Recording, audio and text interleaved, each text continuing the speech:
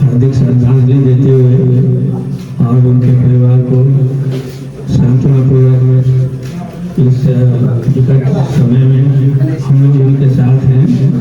और जन्म मरण पर जो है किसी का अधिकार नहीं होता है, होता ही है कहाँ किसका जन्म होगा और किसका मरण होगा, ये जो है लोगों को पता नहीं होता, लेकिन होता है ये तो होना ही है। जो जन्म लेते हैं तो उनको मरना ही है। तो इसीलिए ये प्रक्रिया जो है विश्वव्यापी है कि हमारे देश में ही ये विश्वव्यापी है। अब जब बोलने के लिए कहा गया है तो मैं कुछ शब्द आप लोगों के समक्ष रखना चाहता हूँ। अभी जो है हम लोगों ने ये सुना राष्ट्रीय गान, राष्ट्रीय गान, तो राष्ट्रीय गान बड़ा अच्छा है, लगा कि सोच लगा फूल का एक नाला भूमि नेपाली ज्ञान भूमि शांति भूमि विभिन्न भाषा संस्कृति का भी चर्चा है। लेकिन जो भावना राष्ट्रीय गान में कहा गया है किया गया है, क्या वास्तविकता वो है? फूल तो फूलता है झड़ने के लिए, अगर उसको ठीक से आप नहीं रखेंगे तो झड़ जाएगा और माला के स्थान पर क्या रहेगा, एक धागा रह जाएगा। इसलिए बहुत जरूरी है जब किसी माला को बचाना चाहते हैं तो सबों के साथ समान व्यवहार होना चाहिए, लेकिन ऐसा हो नहीं रहा है। अच्छी बात है कि संस्कृति भी है, विभिन्न भाषा भाषी भी हम लोग हैं, लेकिन सभी भाषा के प्रति जो है ये सब व्यवहार भी नहीं हो रहा है। जब से ये संविधान बना है तब से जो है राजनीतिक स्थिरता नाम का चीज नहीं है। हर एक 6 महीना हमारे दिन पर सरकार बदलती रही है, जिससे कि निर्माण विकास के कार्य में जो है जो होना चाहिए, जो गति होना चाहिए वो अभी भी नहीं पकड़ रहा है। अभी जो है अकाल की अवस्था है, पानी नहीं पड़ा है और जो पड़ा है वो बहुत खेती बाड़ी के लिए पूरा नहीं है। वो कहते हैं कि सूर्य विनाश के कारण जो है ये हुआ, लेकिन सूर्य विनाश के लिए जिम्मेवार को है, किसको जिम्मेवार आप कहेंगे? तो सूर्य विनाश के लिए वे जिम्मेवार हैं जो वहाँ के नजदीक में जिनको बसाया गया, पुनर्वास कंपनी खोला गया और बाहर के लोगों को जो है वहाँ पर जगह देकर जो है उन लोगों को बसाया गया। कितनी लकड़ियाँ काटी गई, जंगल का कितना नुकसान हुआ, कि कोई अभी तक तथ्यांक लेकर नहीं है। और वो लोग जतावा भी जो है वहाँ उसके साथ ही यही नहीं, अंत में जो है सामुदायिक विकास, सामुदायिक बल का विकास के नाम पर जो है जो नजदीक के लोग हैं उनके जिम्मे जो है इसको जंगल को जो दे दिया गया। तो जो रक्षक हैं वही भक्षक बन गए, वही लकड़ी काटना बाजार में पठाना शुरू कर दिए, क्योंकि उनको टाचा लगाने का भी अधिकार था। तो इस तरह से जो दिन प्रतिदिन जो है जो जंगल से दूर के लोग हैं वो जो उनको जो जंगल से थोड़ा बहुत समय समय पर काम मिल जाता था, लकड़ी मिल जाता था, वो भी बंद हो गया। उसके बाद जो है आपको बड़ा अच्छा लगता है राजमार्ग राजमार्ग राजमार्ग, लेकिन राजमार्ग भी जो है बाहर के लोगों को बसाने के लिए वो किया गया है। दोनों तरफ राजमार्ग के दोनों तरफ जो है बाहर से लाकर लोग जो है ऑफकोर्स वो अपने ही देश के लोग हैं वहाँ जो है बसाया गया। और वहाँ पर रहना, वहाँ पर जो है प्राथमिकता में लोगों को बसाया गया, उनकी उन्नति देखिए, उस जगह का विकास देखिए। और हमारा जो पुराना सदर मुकाम है, आपको क्या कहते हैं, रोहतक का कहीं गौर है, गौर को देखिए किस हालत में है। और राजमार्ग में आप देखिए उत्तर पश्चिम राजमार्ग में अब दोनों को तुलना कीजिए। चंद्र निगाहपुर बाद में बसाया गया है, लेकिन उसको सरकार ने बसाया, राज्य ने बसाया, प्राथमिकता देकर बसाया गया है, तो कहाँ से कहाँ उन्नति कर गया। जबकि क्यों? क्योंकि वहाँ जो है लाए गए लोग बसाए गए हैं और वहाँ पर जो है गौर में जो है मधेसी लोग रह रहे हैं। तो ये भेदभाव तो वैसे ही दिखाई पड़ता है। तो ये भेदभाव अभी भी जारी है।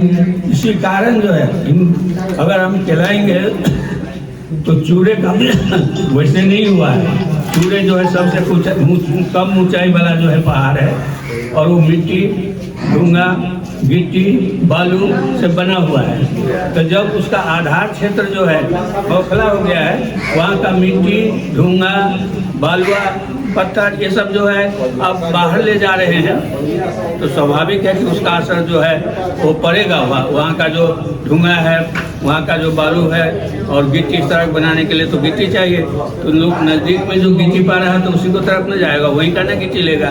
तो ये सब कारण है चूरे के विनाश होने का कारण। और उसके जिम्मेदार कौन है? जो जिन लोगों को वहाँ प्राथमिकता के साथ जो है बसाया गया है। और दिक्कत अब कौन भोग रहा है? तो हम सब भोग रहे हैं, क्योंकि हम लोग जंगल से दूर हैं, हमें पानी का अभाव है, उन्हें पानी का अभाव नहीं है। आप जाएंगे उत्तर तरफ जाएंगे तो आप देखेंगे कि वहाँ खेती हो रही है, लेकिन हम लोग दक्षिण से आए हैं, इधर से आए हैं, देखे हैं तो खेत हम जो बहुत सारा खेत जो वैसे ही उसमें कोई बाली नहीं लगा हुआ है। तो गलतियाँ उन लोगों ने की, फल हमें भोगना पड़ रहा है। ये विभेद है। इस भेदभाव के कारण जो है देश का जो है विकास निर्माण जो है जिस रफ्तार से होना चाहिए उस रफ्तार से नहीं हो रहा है। लोग गरीब एक तरफ जो है, कुछ लोग धनी हो रहे हैं, दूसरी तरफ जो और लोग जो हैं वो दिन प्रतिदिन जो है गरीब हो रहे हैं। अगर आप प्रति व्यक्ति आमदनी का हिसाब लीजिएगा तो उधर जो है 9,000 पर व्यक्ति आमदनी है और इधर जो है मधेसी लोगों का 7,000 होगा। लेकिन चौरा खेत यहाँ पर, विशाल गांव सब जो है यहाँ पर, पुराना समाज है, संगठित समाज है, सब चीज़ में आस्था रखने वाला वो समाज आज पीछे पड़ गया है। और जो नए आए हैं लोग आए हैं वो लोग कहाँ के कहाँ बढ़ गए।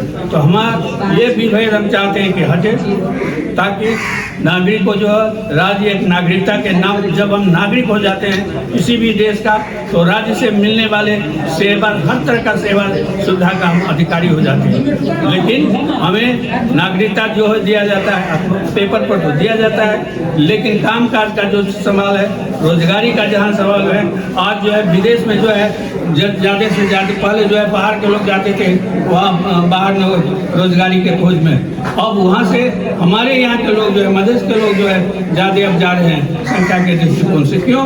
क्योंकि यहाँ दिन पर दिन गरीबी बढ़ रही है। जो रोजगार है वो उन्हीं को खाते में चला जाता है, पहले निश्चित है। तो इन सब कारणों से हमारा जो है हमेशा हम राज्य के सामने में इस चीज़ को बताते रहे, कहते रहे कि ये विभेद हो रहा है, और जो विभेद होगा तो अंत में, जैसे संघ तो बना, संघ का बना, संघीय सरकार का एक उद्देश्य था जंगल को जो है वो करना, जंगल का भी व्यवस्थापन है, उसका हिस्सा होना चाहिए, लेकिन वो हुआ नहीं, संघ को भी नहीं। लेकिन अभी भी गांव पालिका अधिकार, कुछ अधिकार उसको मिला हुआ है। तो अगर गांव पालिका को अगर उसमें शामिल किया जाए तो वो जो अभी जो विनाश हो रहा है उस विनाश को कुछ हद तक रोका जा सकता है, लेकिन वो करते नहीं है। बोलने के लिए आए सभी चीज, यहाँ प्रधानमंत्री आए, उन्होंने कहा कि 500 बोरिंग हम जो है देंगे यहाँ, लेकिन आने से पहले हम उनसे मिलने गए और कहे कि जो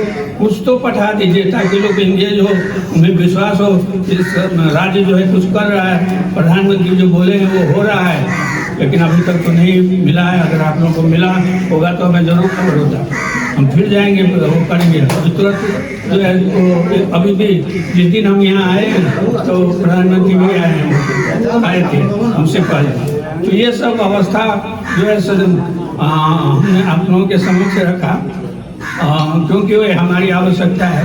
हम कठिनाई में पड़े हुए हैं, हम इस देश के नागरिक हैं, तो हमें भी वो समान अधिकार मिलना चाहिए। दूसरी बात है कि यहाँ का जो साधन सब है, स्रोत सब है, उसका जो एक तरफा दोहन नहीं किया जाए, उसमें भी सबका हिस्सा होना चाहिए। ये सब मुख्य जो है हम लोग जो है हमेशा रखते आ रहे हैं, वो रखेंगे। वो तब तक रहेगा जब तक कि समान व्यवहार नहीं होता है, जब तक कि जो दूरी जो है विभिन्न उसमें मधेश को जो है बांट दिया गया है, वो जब तक दूर नहीं होता है तब तक जो है हमारी आवाज़ होती रहेगी। जब हम राजतंत्र को ख़त्म किए हैं तो किसी भी जनता जब सड़क पर उतर जाती है तो उसको हथियार उठाने की ज़रूरत नहीं है, उसकी आवाज़ें से ही सरकार ढल जाती है, सरकार गिर जाती है। तो ऐसा नहीं है, क्योंकि अभी भी हम लोग की जो व्यवस्था लाए हैं वो हम ही लोग लाए हैं। लड़ कर लिए डेमोक्रेसी जो है, जो 7 सभा उस समय आम सभा हुआ था, उसमें 2 ठो पहाड़ में हुआ था, 1 ठो काठमांडू, 1 ठो पोखरा में, बाकी 5 ठो जो है मधेश में हुआ था। तो लड़ने के समय में हम आगे, हमारे लोग जाते हुए शहीद हुए, और जब भाग बंटा का प्रश्न होता है तो कहीं और चला जाता है। ये नाइंसाफी है, ये नहीं होना चाहिए, ये मिटाना पड़ेगा, तभी जो है सभी सुखी होंगे, संपन्न होंगे।